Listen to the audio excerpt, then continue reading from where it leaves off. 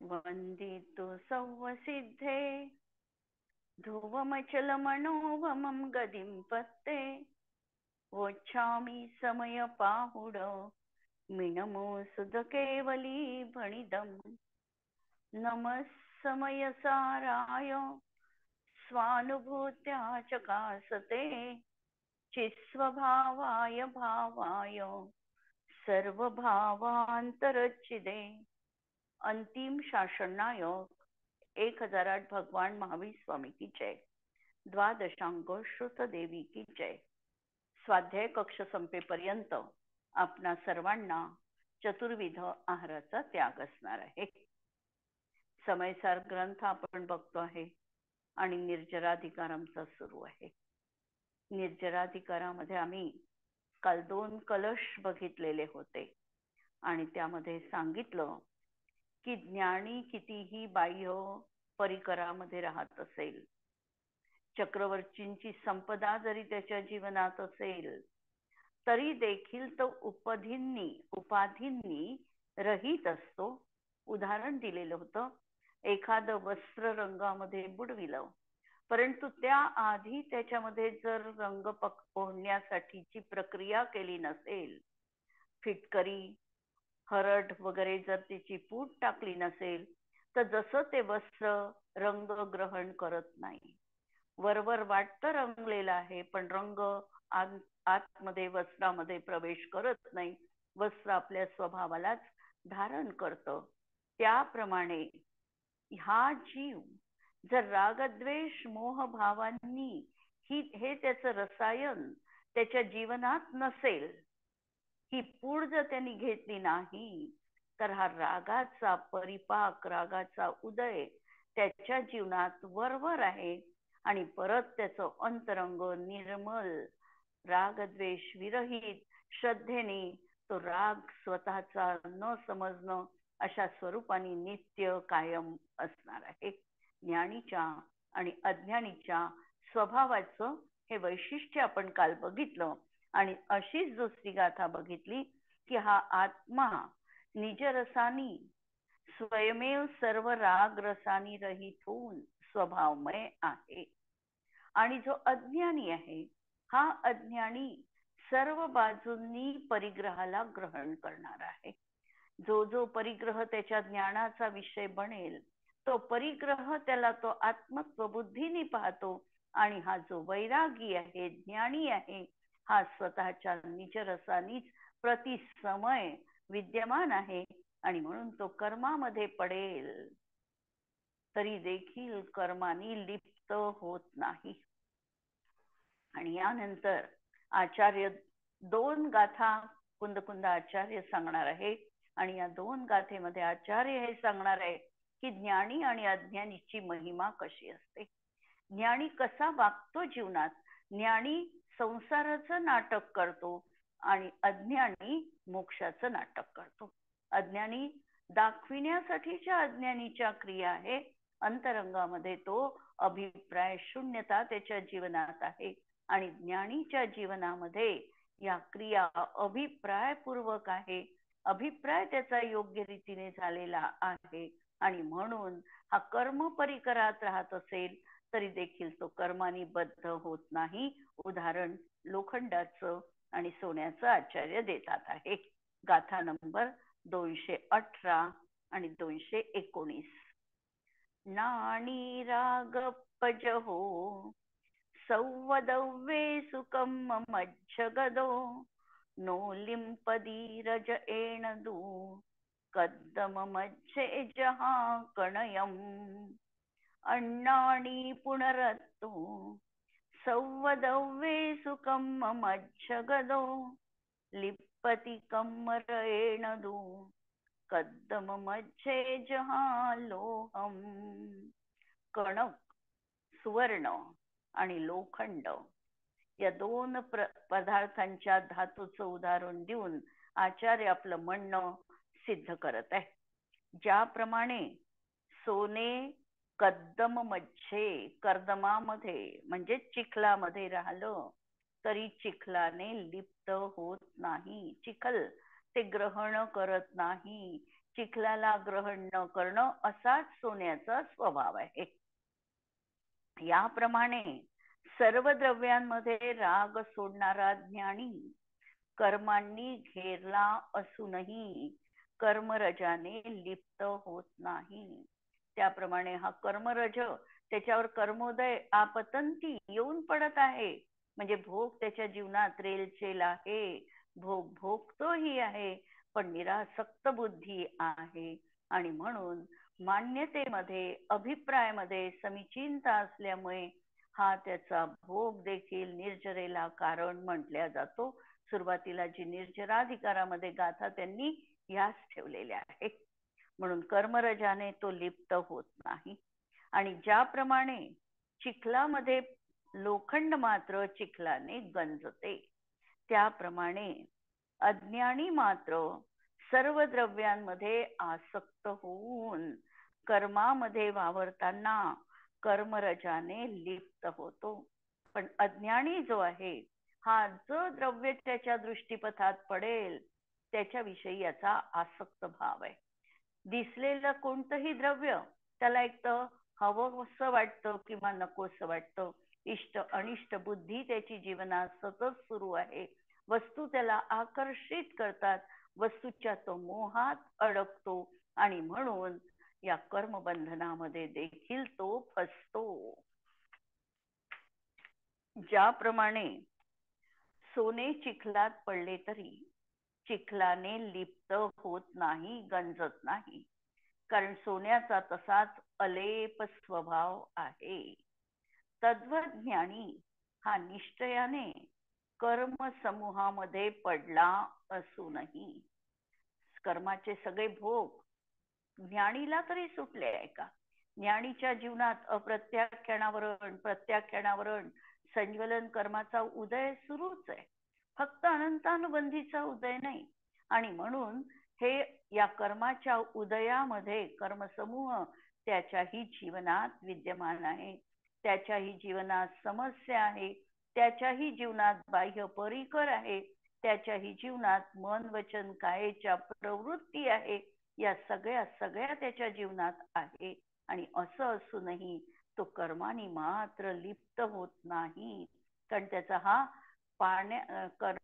चिखलाला ग्रहण करण्याचा प्रमाणे कर्माला ग्रहण करण्याचा हा आचार्यांचा स्वभाव नाही.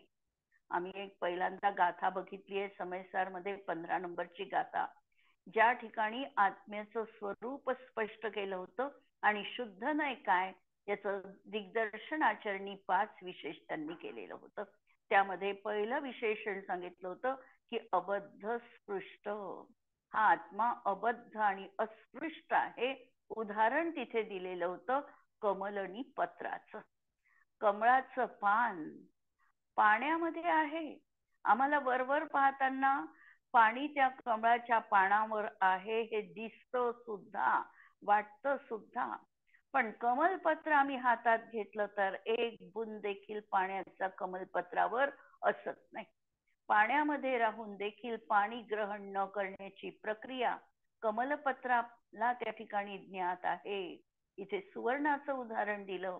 आणि अशा तऱ्हेने ज्ञानीला देखील या सगळ्या बाह्य परिकरात तो संसारात राहतो, पण संसाराविषयी अंतरंगामध्ये उदासीनता आहे.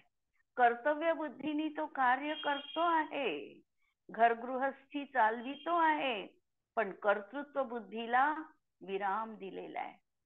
मान अपमान तो झेलतो आहे, पण स्वभाव मात्र त्याच्या पलीकडचा आहे हे त्यांनी लक्षात घेतलेलं आहे. एखाद्या वस्तूची किंचित अभिलाषा पण जीवनात असू शकते, पण वस्तू सुखी करते ही मान्यता, हा लोभ त्याच्या जीवनात आता त्याला सतावत नाही. अशा तऱ्हेची ही ज्ञानीची अगदी आमच्यापेक्षा विलक्षण अशी त्याची ही पृष्ठभूमी आहे. म्हणून कर्मसमूहामध्ये पडला असूनही कर्माने तो लिप्त होत नाही, कारण सर्व परद्रव्या संबंधीचा रागाचा त्याग हा स्वभाव असताना कर्माने लिप्त न होणे हा ज्ञानीचा स्वभाव आहे. वास्तविकतः कोणतंही द्रव्य शुद्ध निश्चयनयाच्या दृष्टीतून पाहिलं तर अज्ञानी बाह्य पदार्थाचं ग्रहण करू शकतो, न ज्ञानी बाह्य पदार्थाचं ग्रहण करू शकतो. वाक्य कटकेल. ज्ञानी बाह्य पदार्थाचं ग्रहण करू शकत नाही, तसाच अज्ञानी देखील बाह्य पदार्थ वास्तविकता ग्रहण करूच शकत नाही. पण अज्ञानीची मान्यता ही आहे की ही वस्तू मी ग्रहण केली आहे, आणि ज्ञानीची मान्यता आहे की ही वस्तू माझ्यापासून पृथकच आहे, ती मी कधी ग्रहण करू शकत नाही. दोनच्या मान्यते श्रद्धेत अंतर असल्यामुळे एक कर्मानी बद्ध होतो आणि एक कर्मानी रिक्त राहतो. अशी ही अनुभूती ज्ञानीच्या जीवनात निरंतर विद्यमान आहे, म्हणून तो कर्मानी त्या ठिकाणी लिप्त होत नाही. तसेच ज्याप्रमाणे लोखंड चिखलामध्ये पडले असताना चिखलाने लिप्त होते, गंजते, कारण लोखंडाचा स्वभाव चिखलामध्ये लिप्त होणं या स्वरूपाचा आहे. याप्रमाणे अज्ञानी कर्मांमध्ये पडलेला असताना कर्मानी लिप्त होतो, कारण सर्व परद्रव्यकृत रागाचे ग्रहण करणे हा स्वभाव असल्यामुळे या ठिकाणी स्वभाव म्हटलं. लक्षात घ्या, आचार्यांनी जरी स्वभाव हा शब्द ठेवला तरी हा त्याचा स्वभाव नसून विभाव भाव आहे. म्हणून हा स्वभाव असल्याने कर्मानी लिप्त होणे हा त्याचा स्वभाव आहे. अज्ञानी पण परद्रव्याला ग्रहण करू शकत नाही. कोणतंही पुद्गल द्रव्य हे अज्ञानीच्या जीवनात देखील तन्मय रूपाने परिणत होत नाही. अज्ञानी देखील पराचा भोग घेऊ शकत नाही. पण मान्यतेमध्ये मी परवस्तू भोगतो आहे या भावाशी तो तद्रूप होतो. म्हणजे भावाचाच हा सगळा निरंतर खेळ आहे. म्हणून परद्रव्यकृत रागाचं ग्रहण करणं हा स्वभाव जरी या ठिकाणी म्हटले असलं तरी विशेष लक्षात घ्यायचं की हा जीवाचा खरा त्रिकाली स्वभाव नसून हा पर्यायगत स्वभाव आहे किंवा त्या ठिकाणी विभाव भाव आहे. जसे चिखलात पडलेल्या सोन्याला गंज चढत नाही आणि लोखंडाला मात्र गंज चढतो, तत्वज्ञानी कर्माच्या मध्ये असूनही कर्मानी बद्ध होत नाही, परंतु अज्ञानी मात्र कर्मानी बद्ध होतो. हा ज्ञान आणि अज्ञानाचा महिमा आहे. ज्ञानीची निरंतर दृष्टी आपल्या चैतन्य आत्मतत्वावर केंद्रित असते आणि म्हणून हे परवस्तूचं ग्रहण त्यागोपादान शक्ती जीवात आहे. तो पराचं ग्रहण करू शकत नाही आणि स्वतःचा काही त्यागही तो करू शकत नाही, स्वतःमधलं काही बाजूला देखील करू शकत नाही. अशा 47 शक्ती समयसार मध्ये येणार आहेत आणि त्यात ही शक्ती एक शक्ती आहे आणि म्हणून तो परवस्तूचं ग्रहण करू शकत नाही. आणि ही गाथा आमच्यासाठी प्रॅक्टिकल म्हणून आम्ही किती उपयोगात आणायची. आम्ही देखील परवस्तूचं ग्रहण करत असताना किंवा भोग घेत असताना मनाच्या चिंतनाची एक धारा आमची अशी ठेवता येते का, हे प्रॅक्टिकल आम्हाला करायचंय की आम्ही वस्तू ग्रहण करतो आहे, भोगतो आहे आणि चिंतन आमचं सुरू आहे की परद्रव्य मी भोगू शकत नाही, माझा आत्मा हे करायला असमर्थ आहे, मी आत्ताही याही समयात माझ्या चैतन्याच्याच अनुभूतीला ग्रहण करू शकतो. ही जर आमची भेदविज्ञानाची पराकाष्ठा जर जीवनात आम्हाला साधता आली तर आम्हाला तत्क्षण आत्मानुभूती जीवनात होणार आहे. आणि प्रॅक्टिकल करा, हे आम्हाला जीवनात साधू शकतं. अकाट्य विश्वास ठेवा, कारण मी तोच आहे आणि मला माझं स्वभाव साधणं अशक्य नाही. जगामध्ये असं म्हटलं जातं की दुर्लभ है संसार में एक यथार्थ ज्ञान. ज्ञानाची प्राप्ती करून घेणं अत्यंत दुर्लभ आहे असं बोधी दुर्लभ भावनेमध्ये सांगितलं जातं.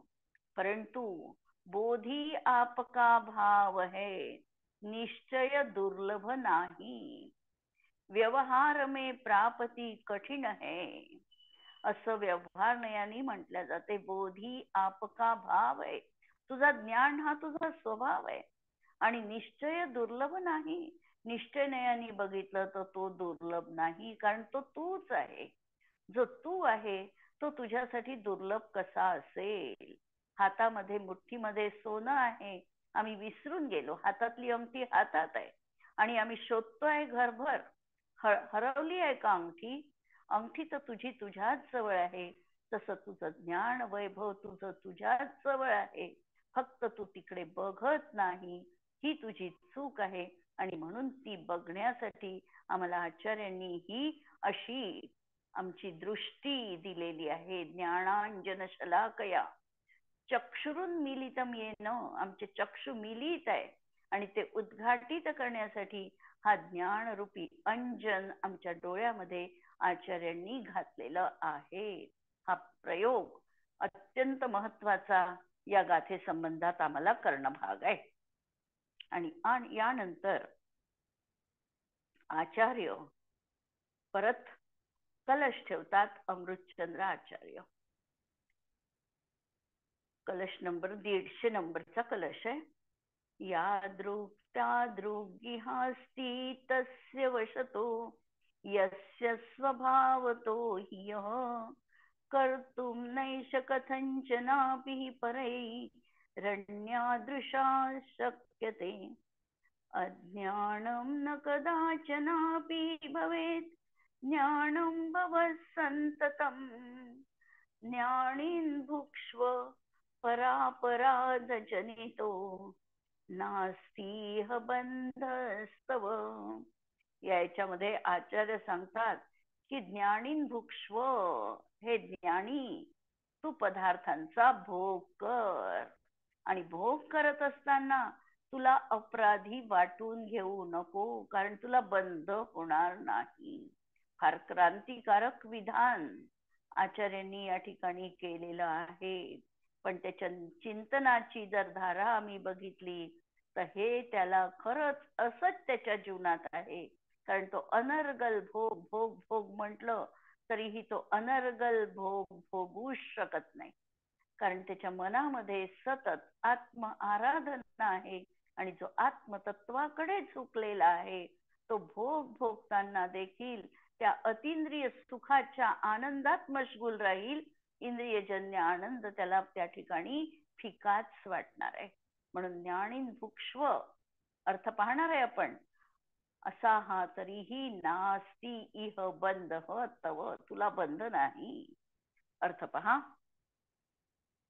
ह्या लोकामध्ये ज्या वस्तूचा जसा जो स्वभाव आहे तिचा तो स्वभाव हा त्या वस्तूच्या स्वाधीनपणामुळेच आहे, हा निश्चय आहे. प्रत्येक वस्तू जी आहे जगामधली ती आपल्या स्वभावाला घेऊन आहे. वस्तूचे जे म्हणजे द्रव्याचे जे सामान्य गुणधर्म सांगितलं, अस्तित्व, वस्तुत्व, द्रव्यत्व, प्रदेशत्व, प्रमेयत्व, गुरुलघुत्व, हे जे गुण सांगितले, या गुणांनी वस्तू सर्वदा संपन्न आहे. वस्तूचा जो स्वभाव आहे हा स्वभाव तसा का, हा जर कोणी प्रश्न विचारला तर उत्तर एकच आहे, स्वभावो तर्क गोचर. हो, स्वभावापुढे तर्क चालत नाही. पाणी शीतल का, स्वभावो तर्क गोचर. नंतर वस्तूच्या स्वाधीनपणामुळे ती तिच्या चतुष्टयाने विद्यमान आहे, ही तिची वस्तूची स्वाधीनता आहे. आणि ही स्वाधीनता कोणत्याही उपायांनी कोटी उपाय केले तरीही खंडित होऊ शकत नाही. वस्तूची स्वाधीनता ही कधीही कोणामुळे त्या ठिकाणी कोलमडून पडली असं संभवनीय नाही. म्हणून या लोकांमध्ये ज्या वस्तूचा जसा स्वभाव आहे तिचा तसा तो स्वभाव हा त्या वस्तूच्या स्वाधीनपणामुळे, म्हणजे वस्तू आपल्यामध्ये स्वचतुष्टयाने युक्त आहे आणि त्यामुळेच ती शोभायमान देखील आहे. हा निश्चय आहे.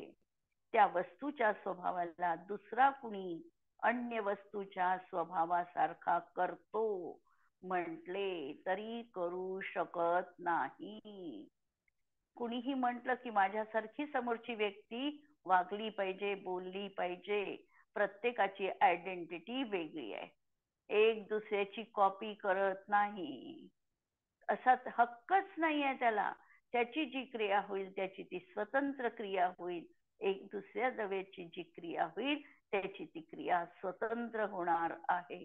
आम्ही आदर्श दुसऱ्या व्यक्तीचे ठेवतो, पण दुसऱ्या व्यक्तीचे आदर्श ठेवत असताना आम्ही जे बनू ते आमच्या सारखंच बनू, कारण आमच्यात ज्या शक्यता आहे त्या आमच्यातच प्रगट होणार आहे.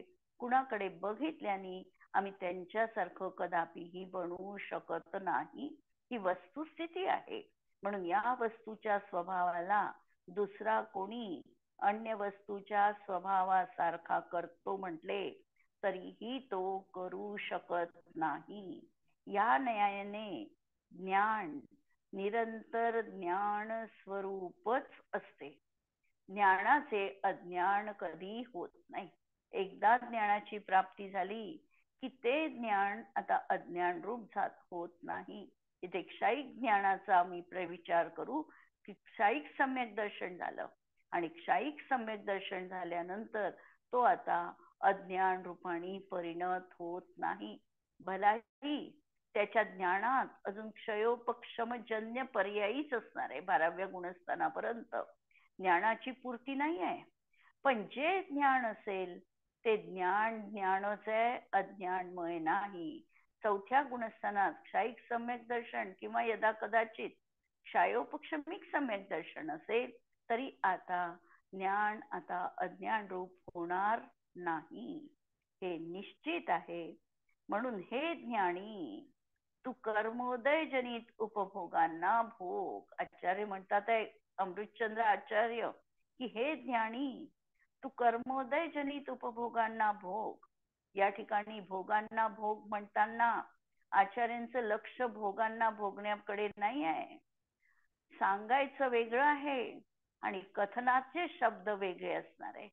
तू भोग म्हणत असताना आचार्यांना खात्री आहे त्याला कितीही भोग म्हटलं तरीही तो त्या मर्यादेमध्ये राहूनच फक्त भोग भोगणार आहे. स्वच्छंद बनून तो भोग भोगूच शकत नाही, हे आचार्यांना ज्ञात आहे. म्हणून म्हणताना तर म्हणतील आचार्य की तू भोग, तुला पाहिजे तेवढं भोग, पण त्यांना माहिती आहे की हा भोगत नाही. म्हणून ते म्हणणार आहे तू कर्मोदय जनित उपभोगांना भोग, तुला पराच्या अपराधाने उत्पन्न झालेला बंध नाही.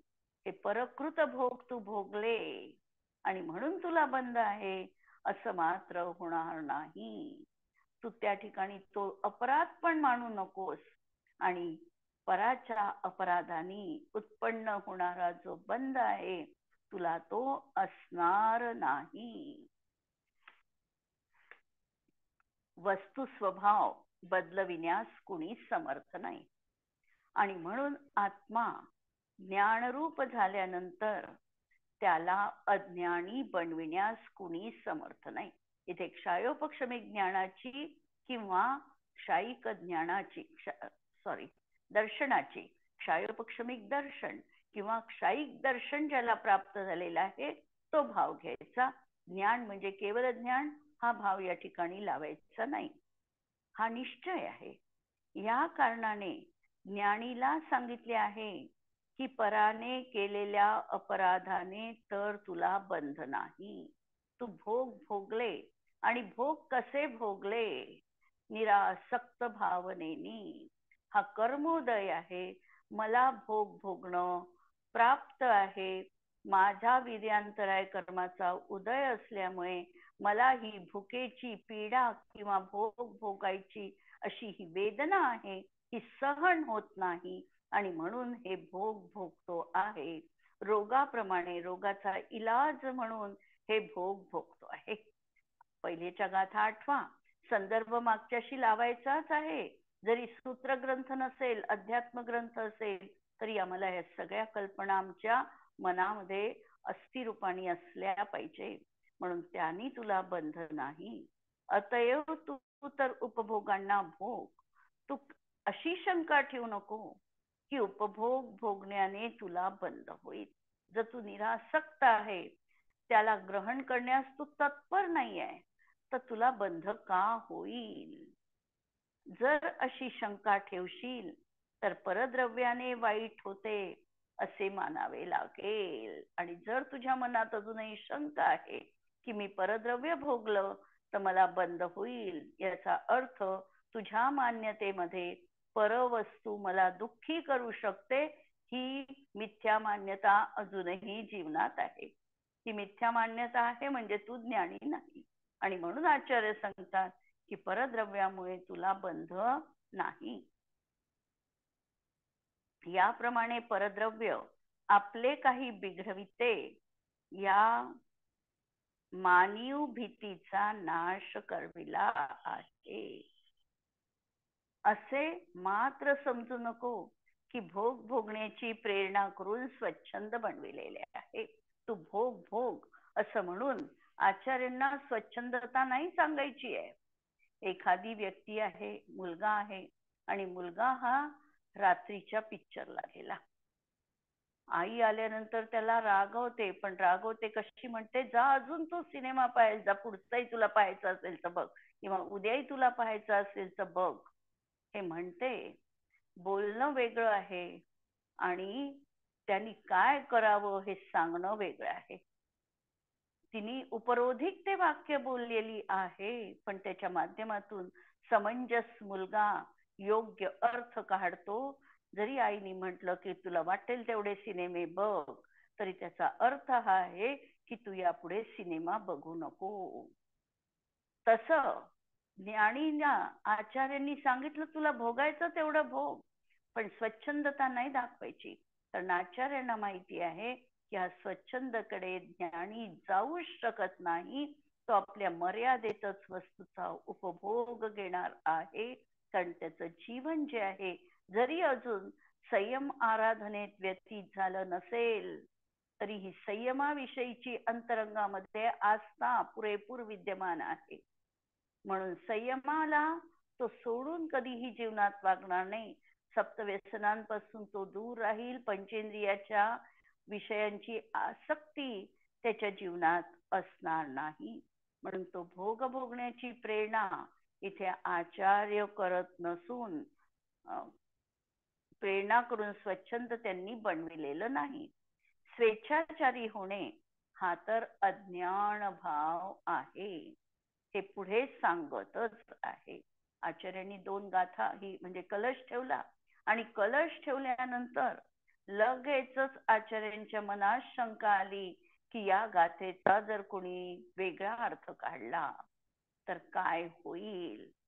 आणि म्हणून या अनर्थापासून वाचविण्यासाठी आचार्य परत आपल्या समर्थनार्थ परत ही गोष्ट दृष्टांत देऊन दृढ करणार आहे.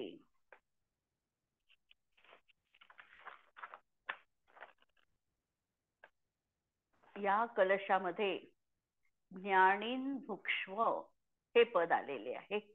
याचा अर्थ सरळ असा आहे की हे ज्ञानी तू भोगांना भोग. अर्थ काय आहे? तू भोगांना भोग. पण त्याचा मतितार्थ काय आहे, भावार्थ काय आहे? आचार्य म्हणतात ज्ञानी पुरुष ज्ञान भावात स्थित असताना सुद्धा विविध प्रकारचे कर्म जे पूर्वी बांधलेले आहे ते उदयात येणारच आहे, आणि ते तुला शुभाशुभ कर्म भोगावे लागतीलच. पण तू तुझ्या ज्ञान स्वभावात राहशील तर कर्म बंध होणार नाही.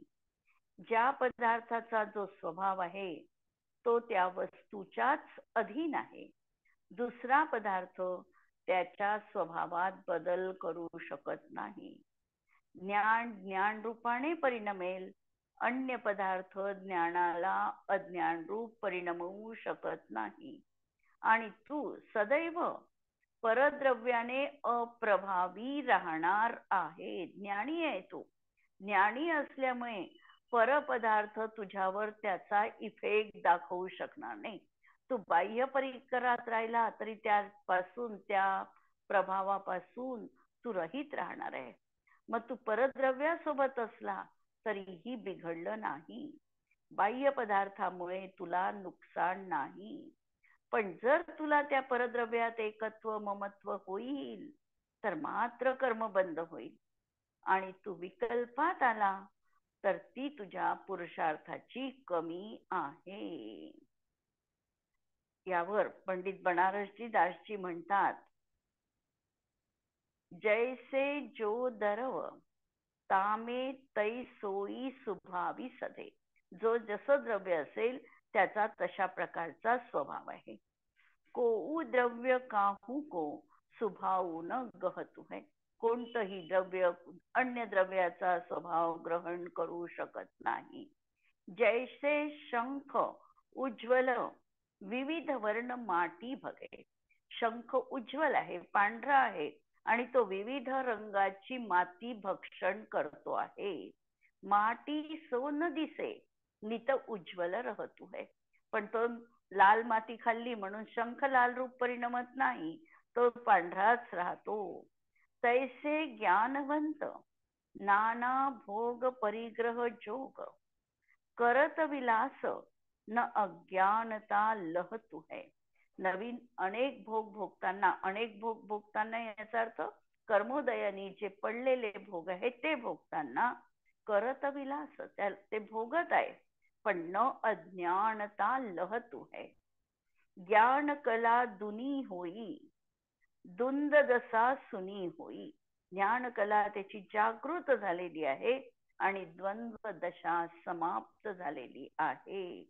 उनी होऊ भवस्थिती बनारसू कहतु है. उनी होऊ, आता त्याची भवस्थिती जी आहे, संसारामध्ये राहण्याचा जो काल आहे हा कमी झालेला आहे.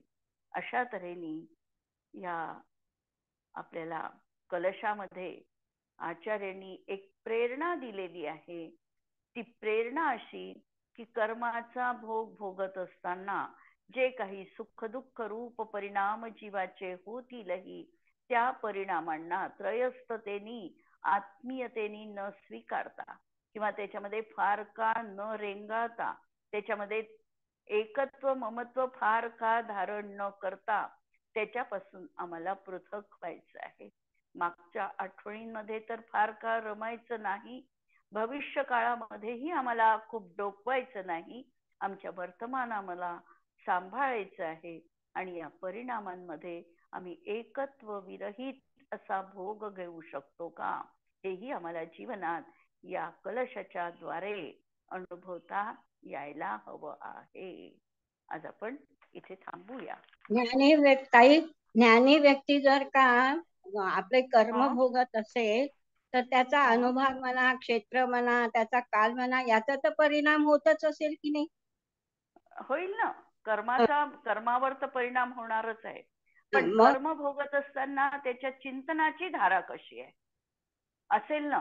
आता अनेक उदाहरणं असे आलेले आहे शास्त्रामध्ये की ते उपसर्ग सहन करत आहे आणि उपसर्ग सहन करत असताना सुद्धा चिंतनाची धारा काय आहे, हा उपसर्ग देहावर आहे, माझ्या आत्म्यावर नाही. आत्म्याचं हाय आपण तर विकल्पच झाला की नाही? हाय तर विकल्प, पण विकल्प. तो विकल्प झाला पण तो हं, अनुभूतीला पूरक विकल्प आहे. हं, अनुभूतीमध्ये नेणारा विकल्प आहे, हं, अनुभूतीपासून दूर लोटणारा विकल्प नाही आहे. हं. पण क्षेत्राचा आणि कालाचा प्रभाव पडत असेल ना? पडेल ना.